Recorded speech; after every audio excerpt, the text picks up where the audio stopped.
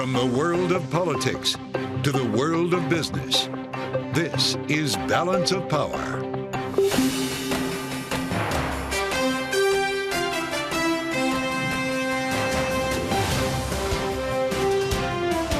Live from Washington, D.C.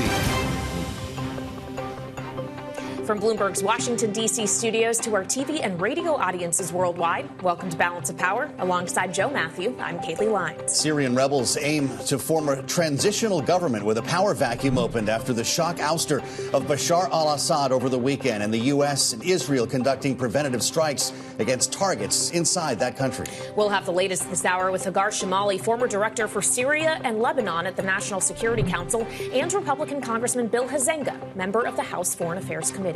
The developments putting fresh scrutiny on Donald Trump's nominee to be the next director of national intelligence, Tulsi Gabbard, who took her case to senators today on Capitol Hill. Our signature political panel will weigh in. Thanks for being with us now on the late edition of Balance of Power, the Monday edition on Bloomberg TV and radio. Kaylee Lyons is back with us in the Capitol. It's good to see you. We've got a lot to catch up on, I should say, from another busy weekend. It's not that often we see the President of the United States holding forth on a Sunday.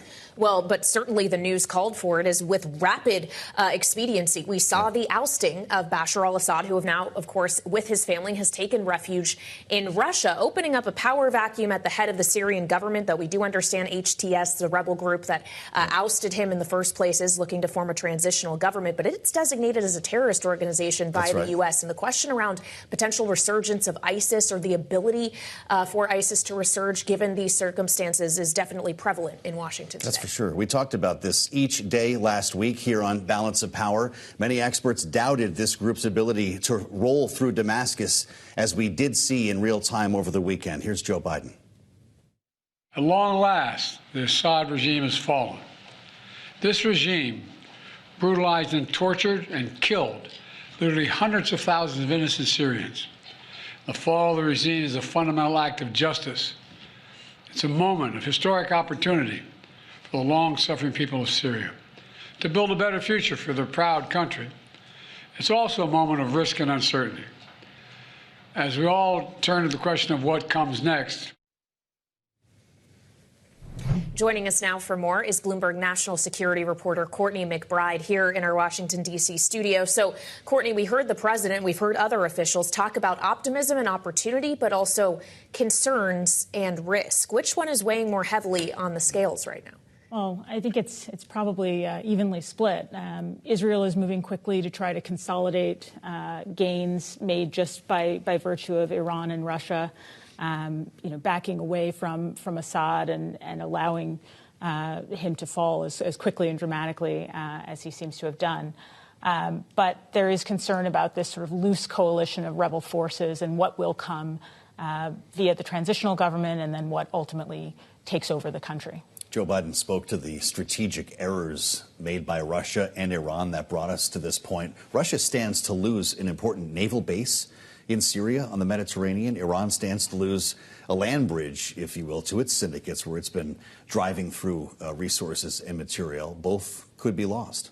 Absolutely. I mean, I think both of those countries, as the West, are looking to see what happens, what HTS and its partners in this advance do as they move forward, and whether they negotiate with Russia to maintain its bases, which have been strategically important for Russia, if not necessarily beneficial to Syria, and for Iran, whether it can continue to supply what is now a much weakened Hezbollah via Syrian territory.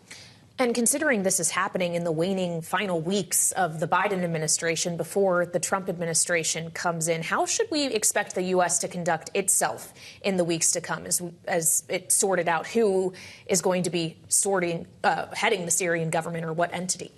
I would say probably cautiously and patiently. The president-elect has already weighed in to say that this is not our fight, that the United States should stay out. And the Biden administration has been very careful to frame its limited military interventions in terms of the counter-Islamic State or ISIS mission. And so, it remains to be seen whether the U.S. tries to weaken a potential hostile government that could take over Syria, which seems to be the the kind of contingency planning that the Israeli military is doing with its airstrikes on weapons sites. Quite a weekend. Bloomberg's Courtney McBride, we thank you so much for the update. Former Representative Tulsi Gabbard begins to make her case to the senators who will be voting on her nomination now to be Director of National Intelligence, DNI, under a Trump administration. Here she is ahead of her meeting with South Dakota Senator Mike Rounds. Congresswoman, how do you explain your meeting with Assad to skeptical senators? Senator, do you trust the Congresswoman on national security? We're going to sit down and visit. That's what this is all about. The overlap on these stories significant. Joining us now, Bloomberg's Mike Dorning. Mike, it is because of the timing with this story in Syria that some awkward questions are being posed to Tulsi Gabbard, remembering her visit to Bashar al-Assad in 2017. A lot of folks are coming to her defense to say that she has a top secret security clearance and that she was since promoted in the military after that visit, that she's essentially been cleared of allegations or questions. What are we about to hear as part of this confirmation process? Well, we'll see a little bit more examination of some of her comments. For instance, when she cast doubt on U.S. intelligence findings that Syria had chemical weapons and her sort of suggestion that the U.S. provoked Russia to invade Ukraine. Those are going to be controversial, and even if she was promoted from major to lieutenant colonel, I don't think that will stop those questions about her judgment and her sympathies in international dealings. Well, she's not the only nominee who has been facing scrutiny and questions. The nominee for the Department of Defense, Pete Hegseth, has as well. He met once again today with Senator Joni Ernst, who is seen as really the linchpin that could make or break his confirmation. She released a statement this afternoon saying, "As I support Pete through this process, I look forward to a fair hearing based on truth, not anonymous sources." Is she signaling she's going to let him through? No. That's a very artful statement. But it is helpful to him. She was asked afterwards if she's gotten to yes on the nomination, and she said she hasn't made a decision on that. But she is giving some positive vibes at a crucial time. He was under attack last week, and she basically gave him nothing, just a non-committal, meeting with him. And the Trump administration was looking at potential alternatives. There were more and more allegations about sexual misconduct, financial mismanagement, drunkenness coming up, and he was getting nothing. Then the president stepped in, gave him some support. Other conservatives, indicated they might mount a primary challenge to Ernst if she wasn't more supportive. And now she's giving positive vibes to say, let the process play out. This isn't saying she'll support him, but it is like, I don't want to say it's quite a lifeline, but definitely it's a little CPR on his nomination. Well, we keep watching, of course, with Mike's help. Bloomberg's Mike Dorning, we thank you. Now to another story that we've been following today. Authorities have arrested a person of interest in connection with last week's fatal shooting of United Healthcare CEO Brian Thompson. 26-year-old Luigi Mangione was identified in an Altoona, Pennsylvania McDonald's by a restaurant employee. He was found with a manifesto, multiple fake identifications, and a so-called ghost gun with a suppressor, similar to the one used in the shooting, according to police. New York City Mayor Eric Adams spoke this afternoon about what it took to make this arrest. The chief of detectives and the police commissioner made the decision to release as much of a photo that we had at the time. We sent it across the country, and someone, a McDonald's employee, did something we ask every American to do. If you see something, say something, but most importantly, do something. And they did. Detectives from the NYPD are en route to interview Mangione in Pennsylvania. Still ahead, we'll go live to Capitol Hill. Republican Congressman Bill Huizenga of Michigan, member of the House Financial Services and Foreign Affairs Committees, will join us next to talk about the NDAA, government funding, and more. That's next on Balance of Power on Bloomberg TV and radio.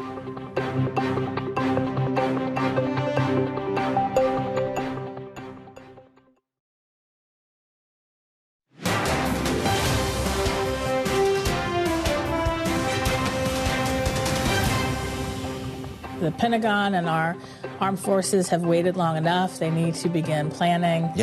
There's a lot going on in the world, and so we need to make sure that we are giving our forces and our service members the resources and the authority that they need. Democratic Congresswoman Jennifer McClellan of Virginia on Balance of Power here on Friday, discussing the National Defense Authorization Act. Congressional leaders released a deal on that this weekend, authorizing $883.7 billion for the Defense Department. The Rules Committee is meeting on the measure as we speak. And joining us now for more live on Bloomberg TV and radio from Capitol Hill is Republican Congressman Bill Huizenga of Michigan. Congressman, thank you very much for being with us as we're in the last 2 weeks here of the lame duck session. The NDAA, obviously, one thing that needs to get done. Feel free to weigh in on whether you think that will be done without a hitch. But then there's funding to figure out. Do you have an understanding yet from your leadership what the plan is? Well, so let's start with the easy one, NDAA. That I think will pass. But as you note, I'm pretty sure that we can't agree that today's Monday without a hitch and a glitch somehow or another in this whole thing. So. There will be some of those things, but look, we had a lot of good work coming out of the Speaker's office, trying to negotiate with the Senate. That I think is probably going to be the best deal that he's able to get at this point, and kudos to him for that. I think we need to pass this. We need to have some certainty that for our armed services and moving forward. The real tough one, though, is going to be what are we doing with the remainder of the year? What is the rest of this going to look like as we come back, and whether we go into more of an earlier year? And last time I was on, we talked about whether it was going to be, sort of a February, March timeframe, or whether we would do funding throughout the rest of the year. I don't think there's still a determination on that, but it seems like it's probably going to be a shorter term. And there's some risks to that because we've got our reconciliation package and lots of debate about whether that should be 1 or 2 or maybe even 3 bills. With moving forward, what I do know is the priority needs to be a reinstatement of those Tax Cuts and Jobs Act. That's going to be a key part of this. So we got a lot happening here in a very compressed amount of time. Well, of course, defense hawks would tell you, and I'm sure they do, Congressman, the shorter the better in this case. The longer a CR means essentially a pay cut for the Pentagon. And I don't mean to straddle too many stories at once here, but based on what we saw over the weekend in Syria, does that hasten the need to get this done sooner than later? Well, I think it just underscores what we all know. The world is a dangerous place. It's an unstable place. And look, Bashar al-Assad and the whole Assad family has been at war with their own people for a number of decades, right? Famously, when Governor Johnson couldn't remember that he had barrel bombed Aleppo back a number of years ago. This is a regime that is not our friend, certainly not a friend to their own folks. They have been aligned with Hezbollah, Iran, Russia. They've certainly been a toehold into the Middle East for Russia in many ways. But again, the atrocities of this regime doesn't mean automatically whoever is coming in to replace them is our friend or our ally on this. But this clearly just underscores the need that we need to be prepared as a country, the United States, to defend ourselves and to defend our strategic and contractual allies. Right? We have the equivalent of some contracts out there that we have to adhere to when it comes to those treaties like NATO and others. So we've got to be prepared. We've got to be ready. And that means we need to make sure that we have young men and women who are willing to lay down their life for our country, that they have the proper training and equipment to go do so. Keep them safe. That's ultimately what we want to have. There's nearly 1,000 troops stationed in Syria as we speak, sir. Yeah. And I wonder, as you talk about the idea that there's no guarantee the next regime that comes in will be a friend to the United States, what action the U.S. should be taking here to help formulate who comes into power ultimately? Or does this have to be a hands-off approach? Well, I think we're going to have a limited look into this. What we do need to make sure is that ISIS and the ISIS ingredients and the elements that we saw rise earlier, maybe almost a decade ago, that they don't have the same opportunity. But we know that HTS is also on the terror watch list. So, like I said, it's not that the Assad regime was bad and everyone else is good. It turns out we may have two bad players here, but we need to be prepared to make sure that we keep our young men and women safe and our allies safe as we are moving forward. So we're going to have to watch this one very closely. I don't think we're going to have direct intervention, if that's really what your question is. I don't think that we're going to have that. Well, that's an important part of the answer, Congressman. I want to point your attention to your Financial Services Committee. Last week here on the program, I spoke with your colleague, Republican Congressman French Hill of Arkansas. And that was Doge Day in Washington. We were talking about this panel, if you will, that Elon Musk and Vivek Ramaswamy are set up, and whether the House Financial Services Committee, which, of course, he and you both are vying to chair right now, might be willing to work with the Doge. Here's what he said. You bet I will. We're going to look at our independent regulatory agencies on things like, are they operating within the statutes that Congress designed? Are they actually having a real cost-benefit analysis? Elon Musk said today that's his top issue, is that we have gobbledygook. We don't have real cumulative or marginal cost-benefit analysis that tell us what this regulatory expense really is. If we had a regulatory budget like we have a spending budget, I think we would find it in the trillions. So we're going to definitely work with Doge on that. Feel free to weigh in on the Doge, Congressman. That was what was happening on that day. I guess the greater question is, what is the element? Is it saving money? Is it working with the likes of Elon Musk, or the policy position, the proposal that would help you win the gavel to be the next chair of the committee? Well, by the way, that's smart analysis from my colleague and friend. At the end of the day, we all know what the problem is. We are spending more money than we're taking in. We have built up $36 trillion in debt. That's one of the reasons why I put together a bipartisan bill with our bipartisan fiscal forum, our BFF group, with Scott Peters out of California, to put together a fiscal commission. Now, if Doge can do that, that's great. Would love to do that. But they're going to have to work with Congress and vice versa. Look, I've had a bill for a couple of Congresses now that would get rid of the PCAOB. And roll it right into the Securities and Exchange Commission. By the way, PCAOB has to have all of their rules and regulations reviewed by the SEC already, and it's that kind of redundancy that it has a lot of us in scratching our heads. And this multi-layer upon layer upon layer of all the regulators, from state regulators to federal regulators, doing the same job and just costing businesses and industries, billions of dollars if you add it all up every year.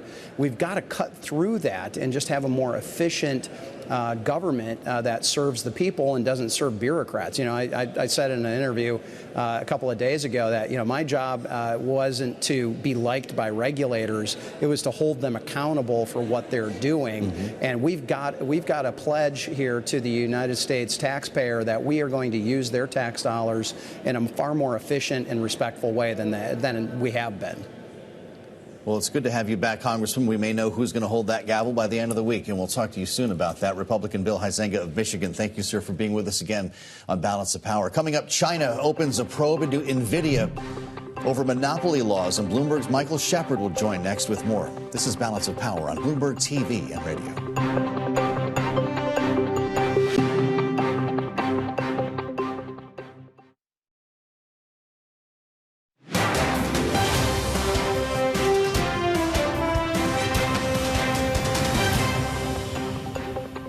This is Balance of Power on Bloomberg TV and radio. China has opened up a probe into Nvidia over suspicions that the U.S. chipmaker broke anti-monopoly laws around its 2020 acquisition of Mellanox Technologies. The probe is seen as a response to escalating U.S. technology curbs and Nvidia's market value, which has grown significantly this year due to demand for its AI chips. And joining us now with more from here in Washington is Bloomberg's Mike Shephard. So, Mike, we should note that this deal we're talking about was approved by China 4 years ago. So what's changed? Well, that's a great question about what's changed. And in the opener there, you really highlighted one of the biggest changes, and that is NVIDIA's prominence and role in this revolution in artificial intelligence technology. They're perhaps the biggest beneficiary thanks to their revolutionary and cutting-edge advances in the chips that are needed for AI in use in so many different applications around the world.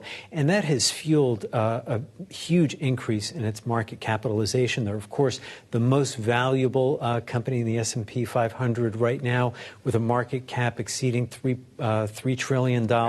And what's interesting to me in looking at this, the deal itself that is being scrutinized by China was $7 billion, and that's a fraction of the market value that NVIDIA lost today. Stock was lower today, down about 2.5%. There are some concerns about how this might impact business, but every quarter we hear NVIDIA say they're sold out. They can't keep up with the backlog. Should this actually matter to the company's bottom line? Well, in a way, Joe, you're pointing to one of their biggest defenses, and that is that they have so much other demand elsewhere. Even if the China market, which for them right now is about 15% of revenue, were to shrink, they would find ways to make up for it elsewhere, thanks to demand for its new Blackwell chip, which it says it won't be able to meet for at least a year. There's just so much interest in buying it. And that, of course, is also part of the scrutiny that you're seeing on this. Well, we've talked about this in the context of the U.S.-China relationship, but NVIDIA, of course, is also drawing antitrust scrutiny here at home from the U.S. Justice Department and also in Europe. So its very size and scale as a U.S. success story, while it's drawing China's attention and becoming a pawn in this fight between the world's two largest economies over advanced technology, the company itself is drawing some questions about, okay, how is it conducting itself in this AI space? It's incredible to consider NVIDIA being a pawn, because you would think it'd be literally the biggest piece on the board, right? True. This thing is a behemoth, but it could be a warning sign for other companies that don't enjoy the kind of scale and demand NVIDIA is currently experiencing, who may not find themselves as insulated from disruptions in the China market specifically. Well, I'm glad you brought that up, Kaylee, because we are now about to see a change in administration here in Washington. Yep. And one of the biggest questions is, will the U.S. go further in some of these export restrictions of the kind that we saw last week from the Biden administration on high bandwidth memory chips and other semiconductor manufacturing technology that are aimed at curtailing China's tech ambitions? And if we see further escalations in this, we could see further moves against other U.S. tech companies that do have significant China business. Pretty fascinating story, Mike. Great reporting. Thanks for bringing it to us. Bloomberg's Mike Shephard with us in Washington. Thank you, as ever. Coming up on Balance of Power, Syria's government has collapsed following rebel advances that rolled through Damascus over the weekend. President Assad fleeing the country. And we'll look next at what is next for the region with Hagar Chemali, former director of Syria and Lebanon on the National Security Council. It's next here on Balance of Power, only on Bloomberg TV and radio.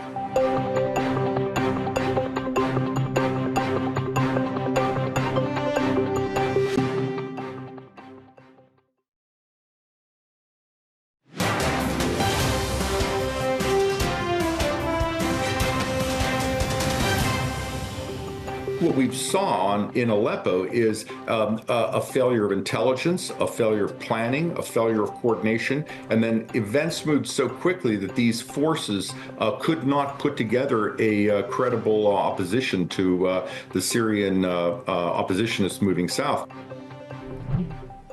Norman Rule, former senior U.S. intelligence official, speaking this morning on Bloomberg Surveillance about the cause of the Assad regime's rapid breakdown in Syria. What we saw over the weekend was historic. And joining us now for a look at what is next in Syria and the region for that matter, Hagar Chemali, founder and CEO of Greenwich Media Strategies, former director for Syria and Lebanon at the National Security Council. We have a real expert on this story today. Hagar, it's great to see you again. Welcome back. Much has been said about the demise of the Assad regime. What do we need to know about this group, HTS, once a syndicate of al-Qaeda? Yes, I'm glad you asked about that. So HTS is an Islamist militia. It was sanctioned back when I was in the U.S. government because it started off as an offshoot, if you will, from ISIS. It started as an ISIS offshoot, and it was known as the Al-Nusra Front back then. So it was sanctioned. I was in the U.S. government at the time. It was viewed as basically Al-Qaeda in Iraq's branch in Syria. It had very close ties to Al-Qaeda. And then since then, it went kind of through a rebrand, if you will, in 2017. It became called Hayat Tahrir al-Sham, or HTS, as you said, and disavowed global terrorism and cut ties with Al-Qaeda.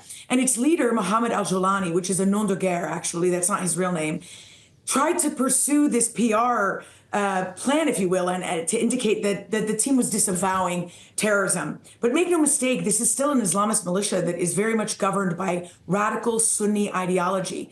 And I base that in fact. If you look at how they governed the northwest of Syria, which they were governing only up until today, really, the way they governed that area was by cracking down on dissent, cracking down on freedom of speech. Women felt unsafe. Many of them left. They were allowed to wear what they wanted. However, many of them left Idlib, and that's on the record. And there were activists and dissidents who were killed and tortured, one of whom I knew. And so it is not a group I am quick to trust. And unfortunately, our history has proven that when Islamist militias rise to power, you saw it with Osama bin Laden, you saw it decades later with the Taliban. They promise all these things because they are excited at the liberation, and they're excited to promise this to the population and that taste of power. But as things unfold, usually their true side comes out, and they're going to have to really try and impose control if they want to seize that control in Syria, because there are many other rebel groups that are going to try and take advantage of this vacuum to pursue their own agenda. And that's why I'm very concerned about this group. I just don't trust their word. I would rather, we'll see. We'll give them the benefit of the doubt. Actions speak louder than words, but I am very cautious, to say the least. Well, and I guess there's kind of two levels here, Hagar. There's one, the consideration on what this would mean domestically for the people of Syria who have been living under the Assad regime and his family for decades now, many of whom were celebrating his ouster. Then there's the kind of wider question about what it means for the Middle East and those who have been fighting this war on terror and against ISIS specifically for many years. How wide of an opening would this create for a resurgence in the Islamic State potentially? Sure. So first we'll start with, the first part you mentioned. I myself am overjoyed to see Bashar al-Assad go. This is a brutal dictator, a thug and war criminal who has killed over 300,000, some people say 500,000 people of his own people, has detained and tortured at least 150,000, if not more, and who has caused the displacement of over half of his 20 million person population. And so nothing gave me more joy than to see him run like a coward to Moscow, and where I hope he, quote, falls from a balcony. So I want to understate that I am overjoyed to see that and to see the release of these prisoners from these prisons. These are political prisoners. These are not Islamists, for example. Mm-hmm. Assad released the Islamists from the prison back when we were in Iraq, when the U.S. was in Iraq. This was what I worked on when I was at the Treasury Department, and he did that to release the flow of foreign fighters to fight the United States in Iraq. So these prisoners are political prisoners. It's amazing to see them released. But that said, again, like I said, you've got these multiple rebel groups inside Syria, and we've seen this play out before. Unfortunately, the civil war that lasted over the course of 9 years really created a breeding ground for terrorism, and ISIS in particular, as you mentioned, which is why the priority of the U.S. right now, of the Biden administration, is to prevent the reemergence of ISIS. We have under 1,000 soldiers who are in the northeast of Syria, where the Kurds are. And the Kurds were our most important ally in the fight to defeat ISIS, which we did in 2018. But even if we defeated them, that doesn't mean that all the fighters are in prison. Many of them were treated. Many of them were in hiding. It just means they don't control that territory anymore. So the U.S. administration went out proactively to target about 75 ISIS targets. And that's going to have to remain a regular priority for them to ensure that ISIS and other rebel groups don't take advantage of this situation. 75 targets indeed. And I wonder, Hagar, if we have the over-the-horizon capability to keep ISIS in check, or if we will see a greater U.S. presence now in Syria. Well, with the end of the Biden term, this really to me feels political. With the end of the Biden term and the coming of the Trump administration, I don't see a situation that would warrant an increase, or where you would see the president or president-elect calling for an increase in U.S. troops in Syria. And that's because at this point for Biden, it's a bit late anyway. But for Trump, he has already publicly stated that he doesn't want to see the U.S. involved in what's happening. This is among Syrians. And by the way, the Biden administration seems to agree with that. And that's very reflective of the policies that both took over the last 8 years. When I was handling Syria and Lebanon at the White House, it was a very different time period. This was the beginning of the Syria civil war. The U.S. had a very heavy strategy to try and push for democracy. We had sanctions and humanitarian aid, and we were supporting the opposition fighters, and we had a diplomatic process that we were working with the Syrian opposition on. And since then, over the last 8 years, it's really festered, and we haven't had a heavy hand, and we still don't. And by the way, I don't think it's right for the U.S. to even at this point take credit for anything that's happening in Syria. And in my opinion, President Biden tried a little bit to do that, which I don't think was the right move. That said, I don't see Trump doing that. He has already said that he doesn't want to. They're going to keep the most minimal presence there just to ensure that the Kurds remain supported enough to push back on ISIS and to ensure that the Turks also don't go after the Kurds, which has been one of their stated goals. So if the U.S. can't take credit for this happening, Hagar, there's also the question of whether Iran and Russia can take credit for at least not making sure that it didn't happen. We spoke about Russia specifically on the early edition of Balance of Power today with retired Lieutenant General Ben Hodges, who used to be commanding general of the U.S. Army in Europe. And this is what he told us. Take a listen.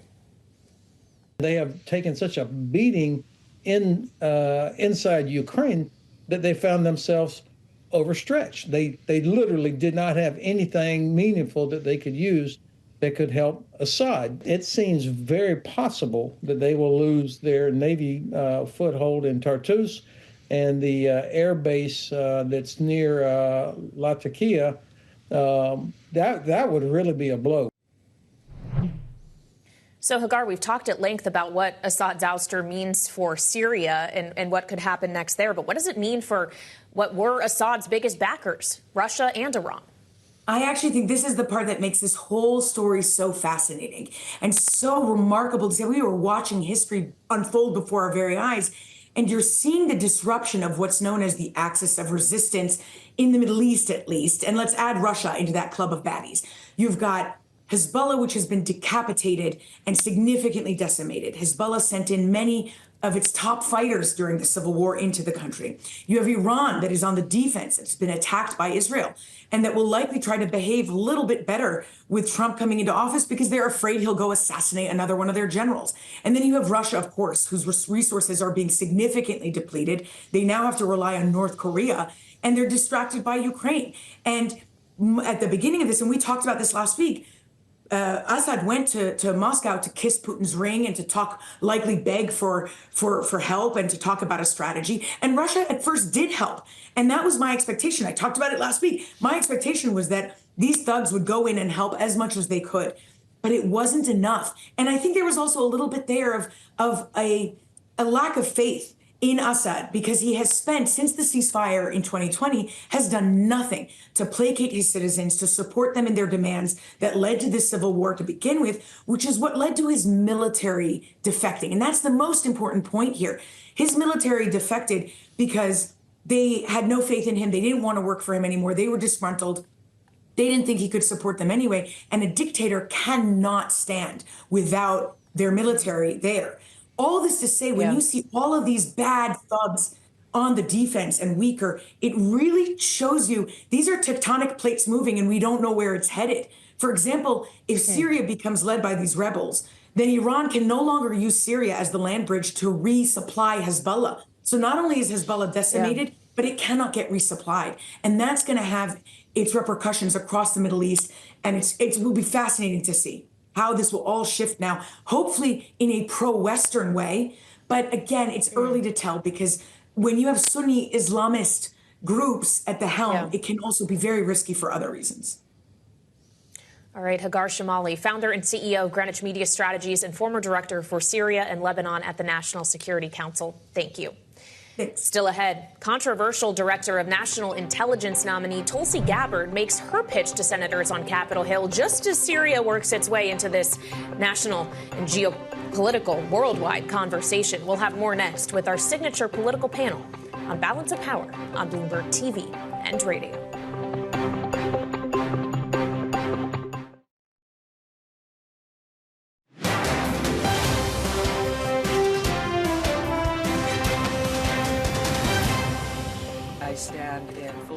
wholeheartedly agree with the statements that President Trump has made over these last few days with regards to the developments in Syria. My own views and experiences have been shaped by my multiple deployments and seeing firsthand the cost of war and the threat of Islamist terrorism. It's one of the many reasons why I appreciate President Trump's leadership and his election. Tulsi Gabbard, Trump's pick for Director of National Intelligence after meeting with Senator James Lankford of Oklahoma on Capitol Hill this afternoon. Joining us now for more here on Bloomberg TV and radio is our signature political panel. Rick Davis, Stone Court Capital Partner, and Jeannie Shanzano, Political Science Professor at Iona University and Senior Democracy Fellow at the Center for the Study of the Presidency and Congress. So, Rick, I'm sure Tulsi Gabbard did not want to have her first day of meetings on Capitol Hill as the DNI nominee and have to defend her stance on her meeting with a now ousted president of Syria, and yet that's the confluence of events have transpired. Net, is this negative for her confirmation prospects? I actually think it's a little positive, and my reasoning behind that is she was going to have to answer that as the number one question anyway. That is the biggest hurdle she's got to get over. Why did you see him? What did you talk about? You know, what are the implications on the future in your new job? And the fact that he's now resident of Moscow and is completely out of the Syria dynamic, which is messy at best, you know, at the start of last week, I think this actually gives her an advantage saying, you know, what I did then, and it's no longer relevant to our policy toward Syria today. Those defending Tulsi Gabbard today in the media, Jeannie, say she still has a top security clearance and was promoted to lieutenant colonel in the Army Reserve in 2021. And neither of those would be the case if there was something really to worry about here. Will that essentially help her be confirmed? It absolutely will, you know, and I was struck by Joni Ernst, who she met with today, saying she's a strong and proven leader. You know, I think what's so fascinating about this nomination, and we don't know what will happen with it, obviously, but it really reflects a divide in the Republican Party. You know, you had Nikki Haley out on the airwaves like a few weeks ago, calling her a Russian-Chinese sympathizer, saying there's no place in the DNI for somebody like that. You heard John Bolton making similar claims, and you've got a lot of still GOP hawks in the Senate. And yet you also have a lot of people who agree with Tulsi Gabbard and President Trump. They do want the United States to think more carefully about when it gets involved overseas. And so I think it's going to be fascinating if she does have these hearings and they're public, to listen to how this debate runs itself out. But to your point, I think she can defend her record on this. She is a woman who has served in the military, and so she says that her views have come quite honestly and naturally, and I don't think we're going to hear her apologize for those. Well, another woman who served in the military, who you just mentioned, Jeannie, is Senator Joni Ernst, who, of course, has emerged as really the key player in the confirmation question around another Trump nominee, Pete Hegseth, for Department of Defense. During his interview with NBC's Meet the Press that aired this weekend, Trump did defend Hegseth and talked about whether he believed he would ultimately be confirmed. I think you will, yeah. I've had a lot of senators call me up saying he's fantastic. How concerned are you that the person who you picked for this top job at the Defense Department, at least according to those who've worked with him, has struggled with drinking? But I've spoken to people that know him very well, and they say he does not have a drinking problem. Rick, Joni Ernst released a statement today that says, as I support Pete through this process, I look forward to a fair hearing based on truth, not anonymous sources. That is not a firm yes or a firm no, but what does it signal? No, that's right. It's very similar to what she said this weekend at the Reagan Defense Forum, where she said she's got a lot more to learn between now and any hearing to make her comfortable with progressing. So, look, there's a big hurdle. And everything I'm hearing from Republican senators is there are a number not on the committee that are saying, don't make me take this vote. And they're not going to say anything publicly because they don't want retaliation from MAGA. But at this stage, there is a growing chorus within the caucus of people who say, look, if you think you're going to depend upon me for a vote to get him confirmed, I'm not going to be there. Please don't make me walk that line. Well, that begs the question then, Jeannie, quickly, do both of these nominees actually get hearings?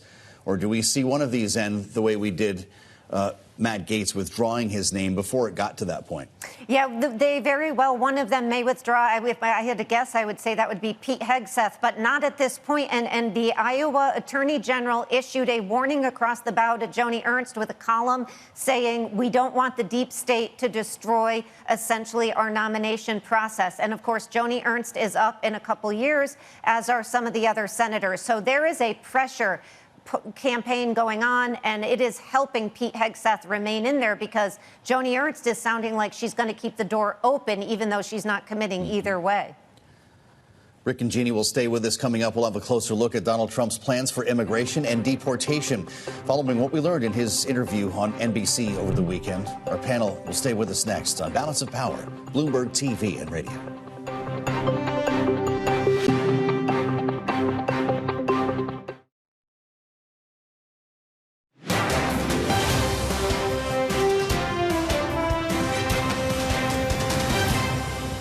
Is it realistic to deport everyone who's here illegally? We have no choice, and we have to do something about the Dreamers, because these are people that have been brought here at a very young age, and many of these are middle-aged people now.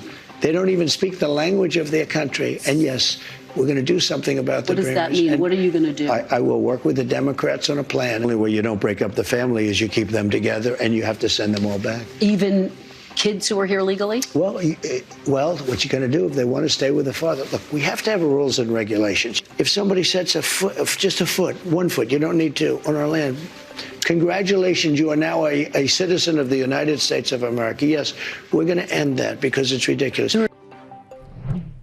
Donald Trump, during his interview on Meet the Press on NBC over the weekend, sharing some of his immigration policy ideas. They don't all agree, including his plans to end birthright citizenship, enshrined, of course, in the 14th Amendment of the Constitution. Let's reassemble our signature panel. Rick Davis and Jeannie Shanzano with us on the Monday edition of Balance of Power. Jeannie, it might take us a while to unpack all of that, but I wonder to what extent we rationalize the idea of Donald Trump embracing Dreamers. That was a pretty newsy part of the interview, saying he would work with Democrats on this. That was not something included in the Senate deal, for instance, that we saw earlier this year. But at the same time, willing to kick out families that have partial citizenship. How do you have both? And are we getting back to concepts of a plan here when it comes to immigration? Yeah, we are, because, of course, this is all going to be in the details. And I thought what was fascinating was when Donald Trump was talking about the fact that he knows the pictures that are going to go out in the media and elsewhere as you rip families apart or you deport a child and a mother. These are going to be horrifically difficult pictures. And he was cognizant of that. We've seen this story before to a certain extent in the 1950s with the wetback operation. 1 million people deported. It was a very big stain on the Eisenhower administration. And Donald Trump is cognizant of that. So he's going to have to deal with how this moves forward, because he needs to keep this promise. Well, and this may be one of the things that is among the first accomplishments in his second administration, Rick. If Senator John Thune, the incoming Senate Majority Leader, gets his way, an immigration budget reconciliation package could be among the first things to move. Stephen Miller says as soon as February.